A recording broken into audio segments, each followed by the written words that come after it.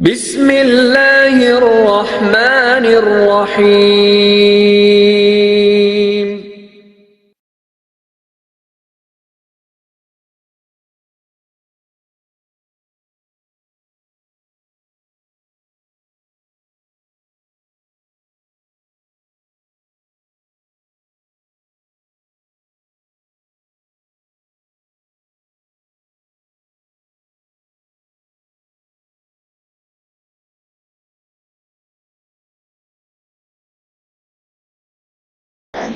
بسم اللہ الرحمن الرحیم۔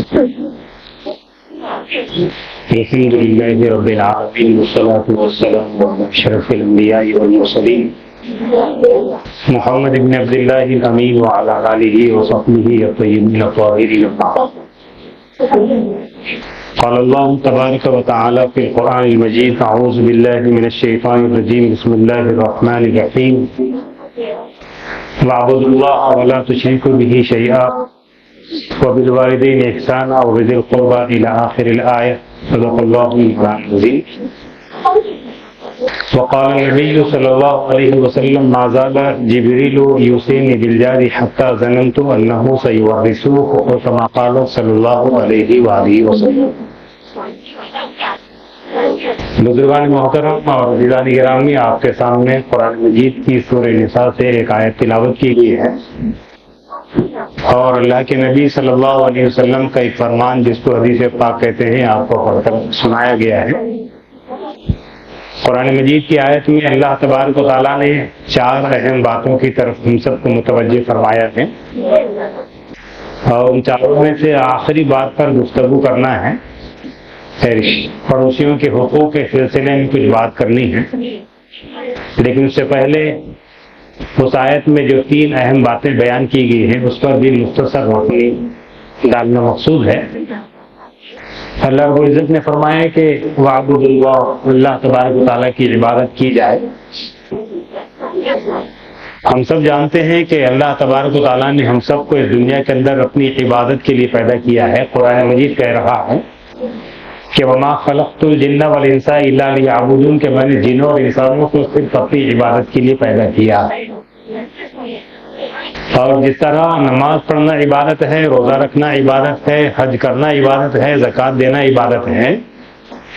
ایسے ہی دنیا کا ہر کام اللہ کے حکم پر اور اللہ کے نبی صلی اللہ علیہ وسلم کے طریقے کے مطابق کرنے کا نام بھی عبادت ہے۔ ہمیں اپنی زندگی میں ہر کام کو اللہ کے حکم کے مطابق کرنا چاہیے اور اللہ کے نبی صلی اللہ علیہ وسلم کے بتائے ہوئے طریقے کے مطابق کرنا چاہیے۔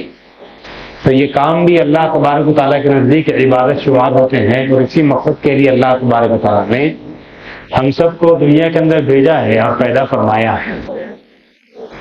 دوسری بات اس آیت میں یہ ارشاد فرمائی گئی ہے کہ وَلَا تُشْرِكُوا بِهِ شَيْئًا، کہ اللہ تبارک و تعالیٰ کی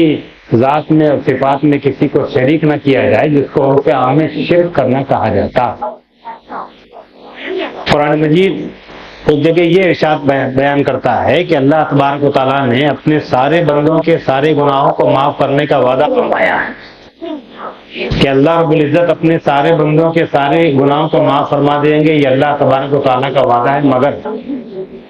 جو شرک کریں گے ان کے بارے میں یہ کہا گیا ہے کہ اللہ تبارک و تعالیٰ اس شرک کو معاف نہیں فرمائیں گے۔ یہ بات ہمیں اور آپ کو ذہن میں رکھنا چاہیے۔ اور شرک کہتے ہیں اللہ کی ذات میں اور صفات میں کسی کو شریک کرنا، اور یہ مان کر چلنا کہ نعوذ باللہ اللہ کے علاوہ کوئی کچھ کر سکتا ہے، یا یہ کہنا کہ اللہ کے علاوہ کوئی کچھ بگاڑ سکتا ہے۔ اللہ کی ذات ہی کرنے والی ہے، یہ اللہ تبارک و تعالیٰ کا ہم کو اور آپ کو حکم دیا گیا، اور یہی بات مان کر ہم کو چلنا ہے کہ کرنے والی ذات اللہ کی، اللہ کے علاوہ کوئی کچھ نہیں کر سکتا، نہ کوئی کچھ بنا سکتا ہے، نہ کوئی کچھ بگاڑ سکتا ہے۔ اس لیے ہمیں اپنی زندگی میں شرک کے ہر شائبے سے دور رہنے کی ضرورت ہے، اپنے آپ کو بچانے کی ضرورت ہے، کیونکہ یہ ناقابل معافی جرم اور گناہ جس کو شرک کہا جاتا ہے۔ تیسری چیز وبالوالدین احسانا، کے والدین کے سلسلے میں یہ کہا گیا ہے کہ ماں باپ کے ساتھ حسن سلوک کرنا، اچھا برتاؤ کرنا، ان کے ساتھ اچھی بات کرنا، اچھا ان کی خدمت کرنا، ساری باتیں لاتے ہیں۔ قرآن مجید ماں باپ کے سلسلے میں کئی جگہ پر توجہ دلاتا ہے، اور ایک جگہ تو اللہ تبارک و تعالیٰ نے یہاں تک بیان فرمایا ہے کہ وَقَضَىٰ رَبُّكَ أَلَّا تَعْبُدُوا إِلَّا إِيَّاهُ وَبِالْوَالِدَيْنِ إِحْسَانًا، جس کا مطلب یہ ہے کہ تیرے رب کا یہ حکم ہے اور فیصلہ ہے کہ عبادت تو اکیلے اللہ تبارک و تعالیٰ کی جائے گی، اور اس کے فوراً بعد ماں باپ کا تذکرہ فرمایا ہے کہ ماں باپ کے ساتھ سلوک کرنا، ان کی خدمت کرنا، ان کے ساتھ اچھا برتاؤ کرنا۔ ترجمے سے یہ بات سمجھ میں آتی ہے کہ اللہ نے اپنی عبادت کے بعد سب سے بڑا کام جو ہم کو دیا ہے وہ اللہ تبارک و تعالیٰ نے ہم کو ماں باپ کی خدمت کے سلسلے میں متوجہ کیا۔ اس سے اندازہ ہوتا ہے کہ ماں باپ کے نزدیک، ماں باپ کے لیے اللہ تبارک و تعالیٰ کے نزدیک ہمارے اور آپ کے لیے کتنی بڑی ذمہ داری ہے کہ اللہ کی عبادت کرنا ہے اور فوراً ماں باپ کی خدمت کی طرف متوجہ کیا جا رہا ہے کہ ماں باپ کے ساتھ اچھا سلوک کرنا۔ یہ آیت یہ کہہ رہی ہے کہ اللہ کے نزدیک ماں باپ کی خدمت کرنا بہت بڑا کام ہے، بہت بڑی ذمہ داری ہے، بہت بڑا ثواب کا کام۔ اس لیے ہم کو اپنے ماں باپ کو پرانا سامان سمجھ کے ایک کمرے میں بند کر دینا روزانہ مرنے جینے کے لیے، اس کی اجازت نہیں ہے۔ ان کے ساتھ حسن سلوک کرنے کا مطلب یہ ہے کہ ان کی خدمت کرنا، ان کی باتوں کو سننا، جو کام وہ کہیں وہ کرنا، یہ ساری باتیں اس کے اندر آتی۔ قرآن کریم میں متعدد جگہ کہا کہ ماں باپ کے ساتھ اچھا برتاؤ کرو، اور یہ ساری چیزیں اس لیے بیان کی جا رہی ہے کہ ماں باپ کے لیے ہم کو اور آپ کو حکم دیا جا رہا ہے کہ ہم ان کے خدمت گار بنیں، ان کے ساتھ اچھا سلوک کریں، ان کی خدمت کریں۔ چوتھی چیز بیان کی گئی اس آیت کے اندر کہ رشتے پڑوسیوں کے حقوق کو ادا کیا جائے، پڑوسیوں کے سلسلے میں توجہ دلائی جا رہی ہے۔ ہم جس معاشرے میں رہتے ہیں یہاں کا انسان سکون سے، چین سے، اطمینان سے رہنا چاہتا، اور میں سمجھتا ہوں کہ ماں باپ کے بعد اور رشتے داروں کے بعد سب سے زیادہ اگر ہمارا تعلق کسی سے پڑتا ہے تو وہ رشتے دار، وہ پڑوسی سے ہم نہ چاہتے کہ روزانہ کئی مرتبہ اس کا سامنا ہوتا ہے، ملتے ہیں، ملاقات کرتے ہیں۔ اس کی بڑی اہمیت جتائی گئی ہے اور بتائی گئی ہے۔ اللہ کے نبی صلی اللہ علیہ وسلم کی جو حدیث آپ کو سنائی گئی ہے، جس میں آپ صلی اللہ علیہ وسلم نے بیان فرمایا کہ ما زال جبریل یوصینی بالجار حتی ظننت انہ سیورثہ، جس کا مطلب یہ ہے کہ اللہ کے نبی صلی اللہ علیہ وآلہ وسلم فرماتے ہیں کہ جبرائیل علیہ السلام مجھے پڑوسی کے بارے میں اس قدر وصیت کرتے رہے، اس قدر نصیحت کرتے رہے، اس قدر سمجھاتے رہے، اس قدر بڑا بتاتے رہے کہ میں سمجھا کہ کہیں آپ اس کو میری وراثت میں، یہ میری پراپرٹی میں شامل نہ کر دیں، جس سے اندازہ ہوتا ہے کہ اللہ کے نبی صلی اللہ علیہ وسلم نے پڑوسی کی کیا فضیلت بیان فرمائی ہے، اس کی کیا ہم کو اور آپ کو سلسلے میں کیا توجہ دلائی، اور ہمارے معاشرے میں ہمارا اپنے پڑوسی کے ساتھ کیا معاملہ ہے، کیا سلوک ہے، کیا طرز عمل ہے، ہر شخص اپنی جگہ پر اس کا اندازہ قائم کر سکتا۔ میں یہ کہتا ہوں کہ سب سے زیادہ اگر ہم کو کسی چیز سے ہم دور رہنا چاہتے ہیں تو وہ ہمارا پڑوسی ہے۔ کیوں؟ اس لیے کہ ہمارے اس کے ساتھ تعلقات اچھے نہیں ہیں، نہ اس کے تعلقات ہمارے ساتھ اچھے ہیں، نہ ہمارے تعلقات اس کے ساتھ اچھے ہیں۔ دونوں ایک دوسرے سے کٹے رہنا چاہتے ہیں، دونوں ایک دوسرے کی ذمہ داریوں کو سمجھنے کی کوشش نہیں کر رہے ہیں، جبکہ قرآن میں متوجہ کر رہا ہوں، اللہ کے نبی صلی اللہ علیہ وسلم بھی توجہ دلا رہے ہیں کہ پڑوسی کا بڑا حق ہے۔ پڑوسی کے سلسلے میں اللہ تبارک و تعالیٰ نے بڑی توجہ دلائی ہے۔ حضرت جبرائیل علیہ السلام کے ذریعے سے اللہ کے نبی صلی اللہ علیہ وسلم کو بار بار توجہ دلائی گئی ہے کہ پڑوسی بہت بڑی چیز، اس لیے ہمیں اپنی پڑوسی کا جائزہ لینا چاہیے، اور اس کے ساتھ سلوک کے سلسلے میں ہم کو توجہ دینا چاہیے کہ کیا ہمارے پڑوسی کے ساتھ ہمارے تعلقات اچھے ہیں۔ اگر اچھے ہیں تو بہت اچھی بات ہے، اور اگر نہیں ہیں تو اچھے کرنے کی کوشش کیجیے، اس کو اچھے بنانے کی فکر کیجیے، کیونکہ بہرحال ہم کو نہ چاہتے ہوئے اس سے روزانہ ملنا پڑتا ہے، روزانہ اس سے ملاقات ہوتی ہے، روزانہ آمنا سامنا ہوتا۔ اگر یہ تعلقات اچھے ہو جائیں تو زندگی میں سکون ہے، چین ہے، اطمینان ہے، اور اگر تعلقات خراب ہو تو مرنے کی پریشانی ہے، اور مرنے کے بعد اللہ تبارک و تعالیٰ کو اس کا جواب دینا ہے۔ یہ سلسلہ ہم کو اور آپ کو اس سلسلے میں توجہ دینا۔ اللہ کے نبی صلی اللہ علیہ وسلم نے اس سلسلے میں بہت سی حدیثوں میں مثال کے ذریعے سے اور بہت ساری چیزوں کے ذریعے سے سمجھایا ہے کہ پڑوسی کا خیال رکھو، پڑوسی کا احترام کرو، پڑوسی کو وہ توجہ دو جو اسلام دینا چاہتا۔ یہ ساری چیزیں پیدا ہوگی جب ہم خود اس بات کی کوشش کریں گے کہ ہمارا رویہ تبدیل ہو، ہم اپنے پڑوسی کے ساتھ اچھا معاملہ کرنے کا ارادہ کریں، ہم اپنے پڑوسی کو رسپیکٹ دینے والے بنے، ہم اپنے پڑوسی کو وہ چیز دیں جو اللہ کے نبی صلی اللہ علیہ وسلم اس کو دینا چاہتے ہیں، جو اللہ تبارک و تعالیٰ اس کو دینا چاہتے ہیں۔ یہ ہوگا اس وقت جب ہم چاہیں گے کہ سب کچھ کرنا ہے، کچھ دینا ہے۔ ورنہ ضمن میں ایک بات میں عرض کرتا ہوں آپ سے کہ ہمارے پڑوسی کا تو معاملہ، ہمارا معاملہ اس کے ساتھ یہ ہے، نہ اس کی بات سننے کو تیار ہے، نہ وہ ہماری بات سننے کو تیار ہے۔ ذرا ذرا سی بات پر لڑتے ہیں، جھگڑتے ہیں، گالی گلوچ کرتے ہیں اور مسائل پیدا کرتے ہیں۔ یہ ساری چیزیں اس لیے ہو رہی ہے کہ ہم اپنے پڑوسی کے حق کو جاننے کی کوشش نہیں کر رہے ہیں، ہم اپنے پڑوسی کے بارے میں جو اللہ کے نبی صلی اللہ علیہ وسلم کو فرمان اس کی طرف توجہ دینے کی کوشش نہیں کر رہے ہیں۔ اگر توجہ دینے پر آ جائیں تو معاملہ الٹا ہو جائے، ایک دوسرے سے محبت ہو جائے، ایک دوسرے کے لیے کوآپریٹ کا جذبہ پیدا ہو جائے،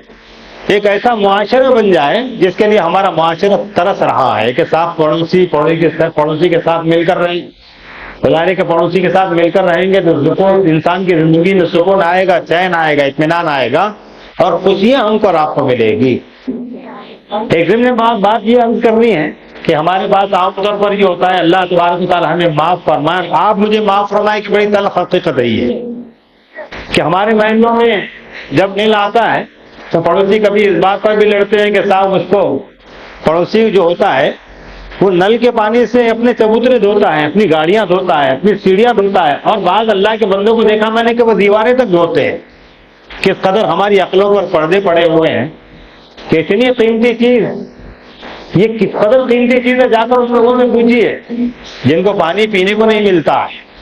ہم کو مل رہا ہے تو ہماری عقل پر اس قدر پتھر پڑے ہوئے ہیں کہ ہم اس سے سیڑھیاں دھو رہے ہیں، دیوار دھو رہے ہیں، چبوترے دھو رہے ہیں، گاڑیاں دھو رہے ہیں۔ یہ بہت غلط بات، اور ہوتا یہ اس لیے کہ آدمی یہ سوچتا ہے کہ مجھے بولنے والا کون ہے، مجھے ٹوکنے والا کون ہے، مجھے دیکھنے والا کون ہے۔ یہ بات یاد رکھنا چاہیے کہ جو نعمت اللہ تبارک و تعالیٰ ہم کو دے رہا ہے وہ اس نعمت کے بارے میں ہم سے پوچھے گا کہ یہ نعمت تم کو دی گئی تھی، تم نے اس کا کیسے استعمال کیا۔ اگر اللہ تبارک و تعالیٰ کے جواب دینے کا ہمارے اندر جذبہ پیدا ہو جائے تو یہ ساری چیزیں خود بخود ختم ہو جائے گی، اور اس کی وجہ سے جو پڑوسیوں کو تکلیف ہو رہی ہے وہ بھی اپنے آپ رک جائے گی اور بند ہو جائے گی۔ ہمارا حال یہ ہے کہ ہم چبوترا اپنا دھوتے ہیں یہ، لیکن اس کا پانی پورے محلے میں، پوری بستی میں جاتا ہے، پورے گھر خراب ہوتے ہیں، اور ہم یہ کرتے ہیں اور یہ دیکھتے رہتے ہیں۔ یہ ضمن میں ایک بات چل رہی ہے، تو ہمیں اللہ تبارک و تعالیٰ کی نعمت کی قدر کرنا چاہیے اور ایسے کام نہیں کرنا چاہیے کہ جس کی وجہ سے ہمارے پڑوسی کو تکلیف ہو اور اللہ تبارک و تعالیٰ کی جو نعمت ہم کو عطا فرمائی اس کی ناقدری ہو۔ جو اللہ کے بندے نعمت کی ناقدری کرتے ہیں، اللہ تبارک و تعالیٰ کبھی کبھی نعمت کو چھین بھی لیتے ہیں، یہ بات بھی یاد رکھنا۔ تو گفتگو چل رہی ہے پڑوسیوں کے حقوق کے سلسلے میں، اور اس سلسلے میں اللہ کے نبی صلی اللہ علیہ وسلم کو وہ فرمان آپ کو سنایا گیا ہے کہ حضرت جبرائیل نے اللہ کے نبی صلی اللہ علیہ وسلم کو پڑوسی کے سلسلے میں بہت وصیت فرمائی، یہ بتانے کے لیے کہ اس کا درجہ بہت بڑا ہے، اس کی بڑی اہمیت ہے، اور اس کو تکلیف پہنچنے سے، اس کو تکلیف پہنچانے سے ہم کو اور آپ کو بچنا چاہیے، پرہیز کرنا چاہیے۔ ایسا کوئی کام نہیں ہونا چاہیے کہ جس کی وجہ سے ہمارا پڑوسی اس کو تکلیف ہو جائے۔ پھر اللہ کے نبی صلی اللہ علیہ وسلم کی ایک حدیث اور ہے جس میں آپ نے فرمایا کہ واللہ لا یؤمنو، واللہ لا یؤمنو، واللہ لا یؤمنو، جس کا مطلب یہ کہ قسم خدا کی وہ مومن نہیں ہے۔ اور یہ جملہ آپ نے ایک نہیں، دو نہیں، بلکہ 3 مرتبہ ارشاد فرمایا، جس کا مطلب یہ ہے کہ اللہ کی قسم وہ مومن نہیں ہے۔ تو صحابہ کرام رضوان اللہ علیہم اجمعین نے پوچھا کہ اللہ کے نبی صلی اللہ علیہ وسلم کون مومن نہیں ہے، کس کے بارے میں آپ فرما رہے ہیں؟ آپ صلی اللہ علیہ وسلم نے ارشاد فرمایا کہ وہ شخص مومن نہیں ہے کہ جس کی تکلیفوں سے اس کا پڑوسی محفوظ نہ ہو جائے۔ کس قدر ہم کو اور آپ کو اہمیت دلائی جا رہی ہے، کس قدر ہم کو اور آپ کو سمجھایا جا رہا ہے پڑوسی کے بارے میں کہ اگر ہم اپنے پڑوسی کو تکلیف پہنچاتے ہیں تو ہمارا ایمان خطرے میں ہے۔ اللہ کے نبی صلی اللہ علیہ وسلم فرمانے کہ وہ مومن نہیں ہو سکتا جس کی تکلیفوں سے اس کا پڑوسی محفوظ نہ ہو جائے۔ یہ حدیث ہم سے کہہ رہی ہے کہ ہمیں اپنے پڑوسی کا احترام کرنا چاہیے، عزت کرنا چاہیے، اس کو رسپیکٹ دینا چاہیے، اس کو تکلیف پہنچنے سے اپنے آپ کو دور کرنا چاہیے۔ یہ ممکن ہے اس صورت میں جب ہم پڑوسی کا احترام کرنے والے بنیں گے اور پڑوسی کی قدر ہمارے اور آپ کے دل میں بیٹھ جائے گی۔ 2 حدیثیں ہو گئی۔ تیسری حدیث میں اللہ کے نبی صلی اللہ علیہ وسلم نے یہ فرمایا ہے کہ وہ شخص بھی مومن نہیں ہو سکتا کہ جو خود تو پیٹ بھر کر کھائے اور اس کا پڑوسی بھوکا رہ جائے۔ کسی زمانے میں ہمارے بچپن میں یہ ہوتا تھا کہ اگر گھر میں اچھا سالن بنتا تھا تو اس کی خوشبو 4 گھر میں جاتی تھی تو گھر کے لوگ اس کے اندر سالن بڑھا دیتے تھے کہ پڑوسی کو بھیجنا ہے۔ آج ہم اتنے اپنے آپ کو محفوظ کر چکے ہیں کہ گھر میں کیا ہوتا ہے گھر والوں کو پتا ہوتا ہے، باہر والوں کو اس کی کوئی خبر نہیں ہوتی۔ تو ہمیں اور آپ کو اس سلسلے میں بھی توجہ دینا ہے کہ اگر گھر میں کوئی اچھا سالن بن رہا ہے تو اس کے اندر 1-2 پیالی پانی ڈال دینا چاہیے تاکہ سالن بڑا بن جائے، زیادہ بن جائے تو اپنے پڑوسی کو بھی دیا جا سکتے۔ اللہ کے نبی صلی اللہ علیہ وسلم نے حضرت ابو ذر غفاری رضی اللہ عنہ سے ارشاد فرمایا کہ ابو ذر جب تو سالن پکائے تو چاہیے کہ اس کے اندر 1-2 پیالی پانی زیادہ ڈال دے تاکہ اس کو سالن بنا کر پڑوسی کو دیا جا سکے، تقسیم کیا جا سکے۔ کس قدر اللہ کے نبی صلی اللہ علیہ وسلم نے توجہ دلائی، کس قدر آپ صلی اللہ علیہ وسلم نے متوجہ فرمایا ہے کہ اللہ کے بندوں پڑوسی کا بڑا حق ہے، پڑوسی کے سلسلے میں توجہ اس لیے دلائی جا رہی۔ ہمارے معاشرے پر ہم غور کرتے ہیں تو ہم یہ محسوس کرتے ہیں کہ آج سب سے زیادہ اگر کوئی تکلیف میں مبتلا ہے تو پڑوسی کو سننے کو تیار نہیں ہے، پڑوسی کے ماننے کو تیار نہیں ہے۔ اگر کسی وجہ سے کوئی تکلیف ہو جاتی ہے تو لڑنے مرنے پر تیار ہو جاتے ہیں۔ یہ ہمارا حال ہے۔ یہ حدیثیں، یہ باتیں ہم سے کہہ رہی ہے کہ کچھ نہ کچھ برداشت کرنے کا مادہ اپنے اندر پیدا کرنا چاہیے اور اپنے بھائیوں کے لیے خدمت کرنے کا جذبہ ہمارے اور آپ کے اندر پیدا ہونا چاہیے، کہ ہمیں اس کو پیدا کرنے کی ضرورت ہے۔ اللہ کے نبی صلی اللہ علیہ وسلم کے سامنے ایک عورت کا ذکر کیا گیا کہ وہ نماز پڑھتی ہے، عبادت کرتی ہے، نیک خاتون ہے،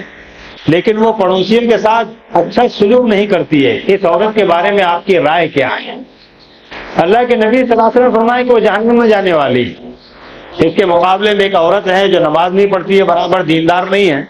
لیکن وہ پڑوسیوں کے ساتھ اچھا برتاؤ کرتی ہے، اس نے سلوک کرتی ہے، اچھا معاملہ کرتی ہے، تو اس کے بارے میں پوچھا گیا اللہ کے نبی صلی اللہ علیہ وسلم نے، تو آپ نے ارشاد فرمایا کہ وہ جنت میں جانے والی۔ یہ مثال اس لیے بیان کی جا رہی ہے کہ دینداری اپنی جگہ ہے، حقوق اللہ اپنی جگہ ہے، حقوق العباد اپنی جگہ ہے۔ حقوق اللہ کا مطلب یہ ہے کہ اللہ کی عبادت کرنا، اس میں اونچ نیچ ہو جائے تو توبہ کر کے اللہ سے معافی مانگ لینا، اللہ معاف فرما دیں گے۔ لیکن حقوق العباد کا مسئلہ یہ ہے کہ اگر ان کو ادا نہ کیا جائے اور اس کے سلسلے میں 100 مرتبہ توبہ کر کے معافی مانگی جائے تو اللہ تبارک و تعالیٰ توبہ قبول نہیں فرماتے ہیں۔ کیونکہ حقوق العباد کا مسئلہ یہ ہے کہ جب تک کہ اللہ کے بندوں کو راضی نہ کر لیا جائے اللہ بھی راضی نہیں ہوتے ہیں۔ اس لیے ہمیں پڑوسی کا حق ادا کرنا ہے، پڑوسی کی طرف توجہ دینا ہے، پڑوسی کے ساتھ حسن سلوک کرنا ہے، اور پڑوسی کے بارے میں اللہ کے نبی صلی اللہ علیہ وسلم کے جو فرمان ہے اس کے اوپر عمل کرنا ہم کو اور آپ کو اس کے لیے ترغیب دلائی جا رہی ہے۔ اس کے بعد اللہ کے نبی صلی اللہ علیہ وسلم کی خدمت میں ایک شخص حاضر ہوا اور اس نے آپ سے شکایت کی کہ میرا پڑوسی یا میرا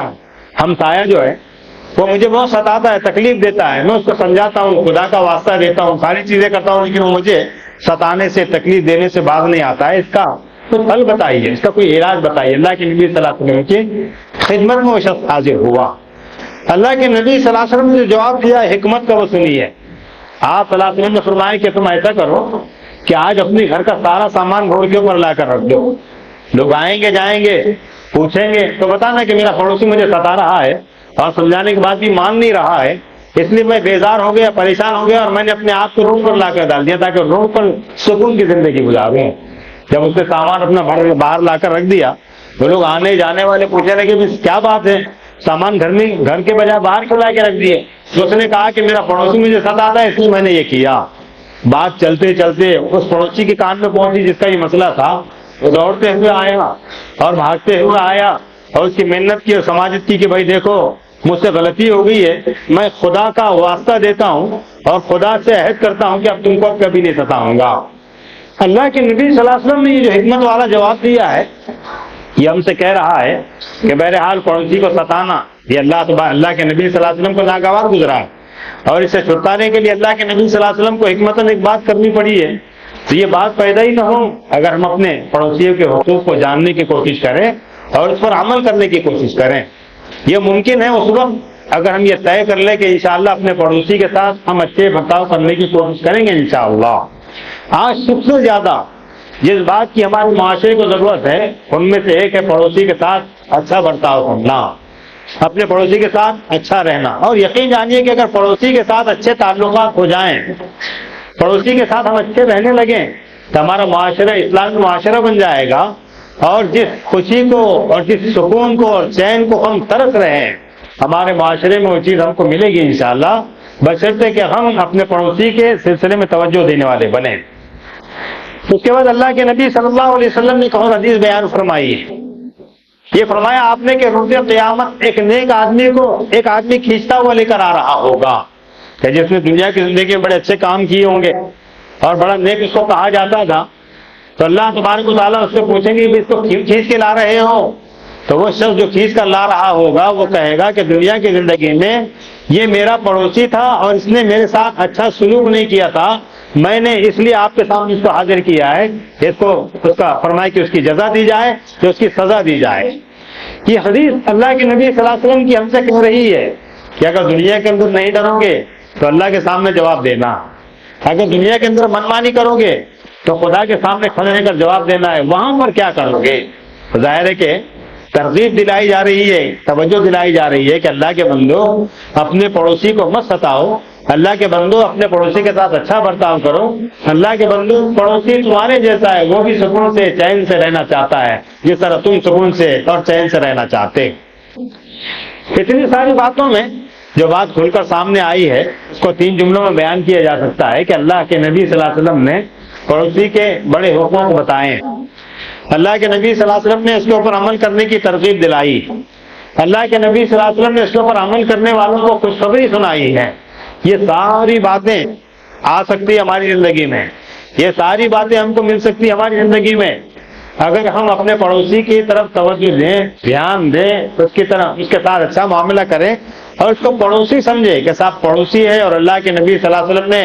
حضرت جبرائیل علیہ السلام نے اللہ کے نبی صلی اللہ علیہ وسلم کو اس سلسلے میں متوجہ فرمایا ہے۔ اگر یہ کام کر لیں گے اور اتنے کام کر لیں گے تو انشاءاللہ وہ چیز جس کے لیے ہم پریشان ہیں کہ صاحب معاشرہ جو پڑوسی کے ساتھ صحیح نہیں رہ رہا ہے، جس کی وجہ سے بڑے مسائل پیدا ہو رہے ہیں، جھگڑے ہو رہے ہیں، گالی گلوچ ہوتی ہے، معاشرہ انتشار کے شکار ہے، یہ ساری باتیں ختم ہو جائے گی اگر ہم اپنے پڑوسی کے ساتھ اچھا سلوک کرنے اور اچھا برتاؤ کرنے کا مزاج بنائیں گے۔ علماء کرام نے لکھا ہے کہ پڑوسی کے اوپر بہت سے حقوق ہیں، لیکن اس میں سے 6 حقوق ایسے ہیں کہ اگر اس کو سمجھ لیا جائے اور اس کے اوپر عمل کر لیا جائے تو پڑوسی کے ساتھ تعلقات اچھے ہو سکتے ہیں، اور تعلقات اچھے ہو جائیں تو اچھا معاشرہ بن سکتا ہے، اور اچھا معاشرہ بن جائے تو اللہ تبارک و تعالیٰ معاشرے سے خوش ہو جاتے ہیں، اور جس معاشرے سے اللہ خوش ہو جاتے ہیں اس کو دنیا اور آخرت کی کامیابی اور سرخوری عطا فرماتے ہیں، نصیب فرماتے ہیں۔ اور میں سمجھتا ہوں کہ ہم میں سے ہر آدمی کو آخرت کی کامیابی ضروری ہے۔ اگر آخرت میں کامیاب ہونا چاہتے ہیں تو خدا کے لیے اپنے پڑوسی کی طرف توجہ دیجیے، خدا کے لیے اپنے پڑوسی کے اوپر دھیان دیجیے، خدا کے لیے اپنے پڑوسی کے ساتھ اپنے تعلقات کو اچھا بنائیے، کیونکہ یہ بہرحال بہت ضروری چیز ہے اور اس کے بارے میں ہم سے اور آپ سے پوچھا جائے گا اور اللہ کے نزدیک ہم کو اور آپ کو جواب دینا پڑے گا۔ تو ہم کو اور آپ کو کچھ ایسے پوائنٹ ہیں جن کے اوپر توجہ دینا ہے کہ توجہ دینے کے بعد ہمارا معاشرہ پڑوسی کے سلسلے میں اچھا معاشرہ ہو جائے گا، اور پڑوسی کو جو حقوق اسلام نے دیے ہیں انشاءاللہ وہ اس کو ملنے لگیں گے اور ہم سب اس کے اوپر عمل کرنے والے بن جائیں گے۔ تو سب سے پہلے ہم کو جو کام کرنا ہے وہ یہ ہے کہ ہم اپنے پڑوسی کو کبھی کسی قسم کی تکلیف نہ دینے کا عہد کر لیں، کہ نہ اپنی زبان سے کوئی ایسا جملہ نکالیں گے کہ اپنے پڑوسی کو تکلیف پہنچائے، یا کوئی ایسا کام کریں گے جس کی وجہ سے ہمارے پڑوسی کو تکلیف ہو جائے۔ اگر ہم نے اس بات کا التزام کر لیا، اس بات کا اہتمام کر لیا کہ انشاءاللہ آج کے بعد ہم اپنے پڑوسی کو کوئی تکلیف نہیں پہنچائیں گے، تو دیکھیے معاشرہ کس قدر تیزی سے تبدیل ہوتا ہے۔ یہ جو معاشرہ افراتفری کا شکار ہے پڑوسی کے سلسلے میں، اس پر قابو پایا جا سکتا ہے بشرطے کہ ہم اپنی ذمہ داری کو سمجھنے کی کوشش کریں۔ تو سب سے پہلا کام یہ کرنا ہے ہم کو اور آپ کو کہ اپنے قول سے، اپنے عمل سے، کسی چیز سے پڑوسی کو کوئی تکلیف نہیں پہنچانا ہے، اس بات کا ہم کو اور آپ کو عہد کرنا ہے۔ اس کے بعد پڑوسی کی عزت اور آبرو کا خیال رکھنا۔ ظاہر ہے کہ جو بازو گھر میں رہتا ہے، بازو والے گھر کی ساری خبر اس کو رہتی، اس کے گھر میں بیٹیاں ہیں، بہنیں ہیں، ان کی عزت اور آبرو، ان کے ناموں کی حفاظت کرنا بھی پڑوسی کی ذمہ داری۔ اس کی اہمیت کو بتانے کے لیے اللہ کے نبی صلی اللہ علیہ وسلم نے یہ فرمایا ہے کہ ایک آدمی ایک عام عورت کے ساتھ بدکاری کرتا ہے، زنا کرتا ہے، ایک سزا دی جاتی ہے، لیکن ایک آدمی اپنی پڑوسی کی کسی عورت کے ساتھ بدکاری کرتا ہے یا زنا کرتا ہے تو اس کو 10 گناہ کے برابر، 10 عورتوں کے ساتھ بدکاری کرنے کے برابر گناہ دیا جاتا ہے، عذاب دیا جائے گا۔ اس لیے ان کی عزت کی، ان کے ناموس کی حفاظت کرنا ایک پڑوسی کی ذمہ داری۔ خود بھی ایسا کوئی کام نہ کرے کہ جس کی وجہ سے پڑوسی کو تکلیف ہو، اور محلے میں اگر محسوس ہوں کہ صاحب کوئی ایسا کام کر رہا ہے تو ان کو روکنا، ان کو بچانا، یہ بھی پڑوسی کی ذمہ داری ہے۔ یہ ساری باتیں اس کے اندر داخل۔ تیسری چیز ہے پڑوسی کے ساتھ اچھا سلوک کرنا، اچھا برتاؤ کرنا۔ اس کی مختلف صورتیں ہو سکتی ہے کہ صاحب اپنا چبوترا اگر صاف کر رہے ہیں آپ تو ادھر جھاڑو اس کے چبوترے کو لگا دیجئے۔ ہمارے پاس ہوتا ہی ہے کہ اپنے گھر کا کچرا بھی اس کے سامنے ڈال دیتے ہیں، اس کو اشتعال آتا ہے، جھگڑا پیدا ہوتا ہے، مسائل پیدا ہوتے ہیں، گالی گلوچ جاتی ہے۔ اور دیکھا یہ جاتا ہے کہ جب ہم اپنا چبوترا صاف کر رہے ہوں، اپنے گھر کی جگہ صاف کر رہے ہیں، اس کا جب اس کی بھی جگہ صاف کر لیں تو اس کے دل میں احترام کا جذبہ آپ کے لیے پیدا ہو جاتا ہے۔ اس کی ہم کو اور آپ کو سخت ضرورت ہے۔ تیسرا پوائنٹ یہ کہ ہمیں اس کے ساتھ اچھا سلوک کرنا ہے، اچھا برتاؤ کرنا ہے۔ چوتھا پوائنٹ ہے اس کی مدد کرنا، کسی ضرورت کے موقع پر اس کی مدد کرنا۔ سب جانتے ہیں کہ آدمی کی ضروریات رہتی ہیں، کبھی کسی چیز کی ضرورت پڑ جائے، کوئی چیز کم پڑ جائے تو اس کو دے دینا، یہ اس کا ہمارے اوپر ہے۔ اگر ضرورت کے موقع پر کام آ جائے تو آدمی زندگی پر احسان مند رہتا۔ تو کیا کہیں گے آپ کہ جو پڑوسی ہے آپ کا، آپ نے اس کی کوئی مدد کی، جب ضرورت کی تو آپ کی زندگی پر وہ آپ کا غلام بن جائے گا، آپ کا احسان مند بن جائے گا۔ ہم کو اس سلسلے میں توجہ دینا۔ اور پانچواں پوائنٹ ہے اگر ہم اپنے گھر کے آس پاس کی اپنی پراپرٹی کو بیچنا چاہتے ہیں، کوئی گھر بیچنا چاہتے ہیں، مکان بیچنا چاہتے ہیں، پلاٹ بیچنا چاہتے ہیں، فلیٹ بیچنا چاہتے ہیں، تو سب سے پہلے ہمیں اپنے پڑوسی کو پوچھنا پڑے گا کہ صاحب میں یہ گھر بیچ رہا ہوں، یہ دکان بیچ رہا ہوں، یہ فلیٹ بیچ رہا ہوں، آپ کو ضرورت ہے کیا؟ اگر اس کے پوچھے بغیر آپ نے دوسروں میں بیچ دیا جبکہ اس کو ضرورت تھی تو یہ بھی اس کے اوپر ظلم ہے، اور اس سلسلے میں بھی منع کیا گیا ہے۔ تو پہلا حق اس کا یہ ہے کہ اگر کوئی چیز ایسا کرنا چاہتے ہیں، کاروبار کرنا چاہتے ہیں، تو اپنے پڑوسی کو اس کے اندر انوالو کرنا اور اس سے پوچھنا کہ صاحب میں بیچنا چاہتا ہوں، آپ لینا چاہتے ہیں؟ اگر وہ لینا چاہتا ہے تو ٹھیک ہے، نہیں تو آپ جیسے چاہے جہاں چاہے بیچ سکتے ہیں۔ اور آخری پوائنٹ یہ ہے کہ دین کے اعتبار سے ان کی رہبری کرنا، رہنمائی کرنا، جس کا مطلب یہ ہے کہ اگر آپ فجر کی نماز کو جا رہے ہیں تو اس کی آخرت کی خیر خواہی کو سامنے رکھنے کے لیے اس کے دروازے کو بجا دینا کہ بھائی چلیے نماز کا وقت ہو گیا ہے، وہ آئے نہ آئے یہ الگ بات۔ ہوتا یہ ہے کہ شیطان یہ کرتا ہے کہ صاحب میں نے تو آواز دیا تھا، وہ نہیں آ رہا، اس لیے کل سے میں بھی آواز دینا بند کر دوں گا۔ تو ظاہر ہے کہ یہ غلط بات۔ آپ اپنا کام کرتے جائیں۔ آپ نے نماز کے اٹھانے کے نیت سے کنڈی بجائی تو آپ کو اس کی نماز پڑھنے کا ثواب مل گیا، چاہے نماز پڑھے وہ نہ پڑھے، کیونکہ اللہ تبارک و تعالیٰ دل کے حال جانتے ہیں، نیتوں کے مطابق ہم کو اور آپ کو اجر دیتے ہیں۔ تو ہمیں اپنے پڑوسی کی خیر خواہی کا جذبہ بھی اپنے دل میں رکھنا چاہیے۔ یہ ایک مثال تھی نماز کو اٹھانے کی، ورنہ اس میں اتنی باتیں ہو سکتی ہے کہ مستقل اس کے لیے ایک مجلس چاہیے۔ تو دعا فرمائی کہ اللہ تبارک و تعالیٰ ہم سب کو ان باتوں پر عمل کرنے کی توفیق عطا فرمائے۔ ایک اعلان ہمیشہ یہاں سے کیا جاتا ہے کہ جس مسجد میں آپ تشریف فرمائیں، یہ مسجد ویلفیئر کاموں کا ایک بہت بڑا مرکز ہے۔ اتنے کام یہاں پر کیے جاتے ہیں خلق خدا کو فائدہ پہنچانے کے لیے کہ اس کو گنایا نہیں جا سکتا۔ ایک سب سے بڑا کام جو مجھے پسند آتا ہے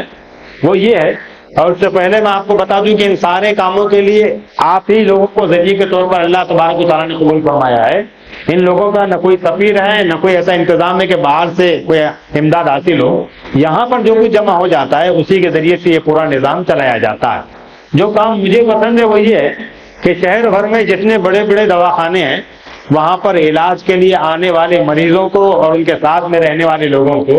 2 وقت کا کھانا وہاں پر لے جا کر پہنچایا جاتا ہے۔ یہ اتنا بڑا کام ہے اپنے آپ میں کہ اگر ہم غور کریں، خدا نہ خواستہ اللہ محفوظ فرمائے کہ ہم کو خود کہیں اور جانا پڑے علاج کے لیے، تو وہاں پر جن مسائل کا ہم شکار ہوتے ہیں، جو پریشانی ہم کو لائق ہوتی ہے، اللہ محفوظ فرمائے اس کا اندازہ وہاں پر ہوتا۔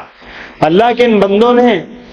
ایسا کام کر دیا ہے کہ آپ ان کا تعاون کریں تو یہ خود وہاں جا کر ان لوگوں کو کھانا پہنچاتے ہیں۔ یہ یقین جانیے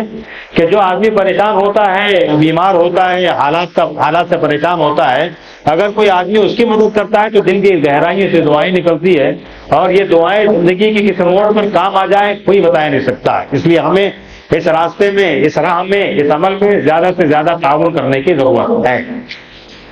اللہ تبارک و تعالیٰ نے قرآن مجید میں انفاق اللہ کے راستے میں اللہ کے مال کو لگانے کی بڑی فضیلت بیان فرمائی،